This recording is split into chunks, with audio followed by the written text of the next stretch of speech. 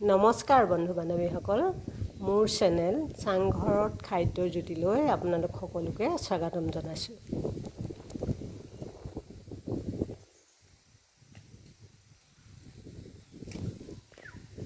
আজি মই বনাবলৈ লৈছোঁ আমলখিৰ আচাৰ। তাৰ বাবে এইখিনি আমলখি লৈছোঁ আৰু আমলখিখিনি মই ভাপত সিজাম। এয়া মই মছলা লৈছোঁ, 2 চামুচ জিৰা, 2 চামুচ ধনিয়া, 2 চামুচ কলঞ্জি, 2 চামুচ বগা সৰিয়হ, 2 চামুচ চফ, কেইটামান জালুক আৰু লং, কেইটামান জলকীয়া সৰু সৰুকৈ কাটি লৈছোঁ আৰু আদা নহৰু পেষ্ট বনাই লৈছোঁ।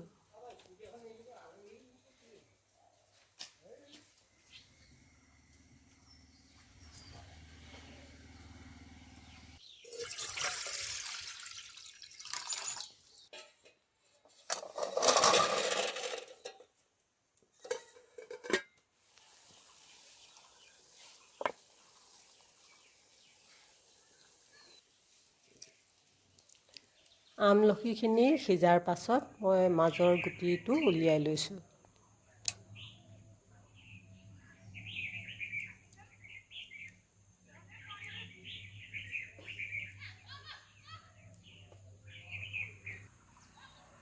টাৱাখন পাতি মছলাখিনি অলপ গৰম কৰি খুন্দনাত খুন্দি ল'লোঁ।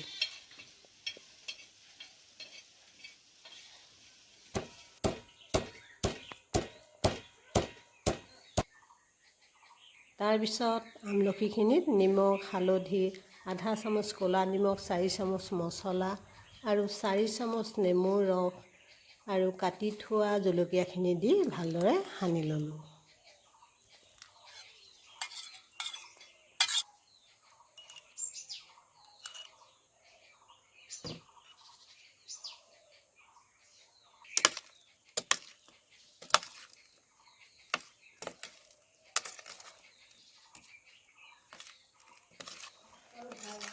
কেৰাহীখন পাতি একাপ তেল দিলোঁ।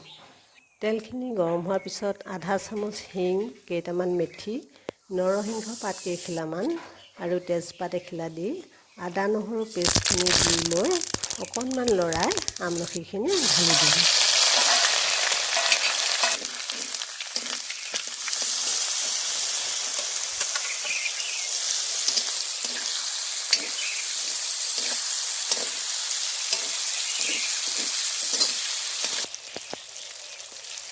দুই চামুচ গুড়ো লগতে দি দিলোঁ।